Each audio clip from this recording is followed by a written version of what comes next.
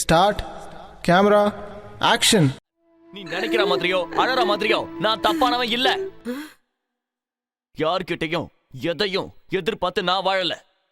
அதனால எவன்கிட்டயோ கட்டுப்பட்டு இருக்கவோ கை கட்டி நிக்கவோ எனக்கு அவசியம் இல்ல.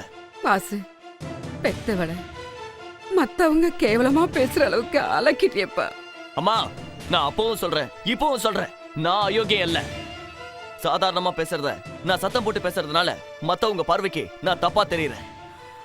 அம்மா, அடுத்தவன் நிழல்ல அண்டி இருந்து கை கட்டி வாழணுன்ற அவசியம் எனக்கு இல்ல.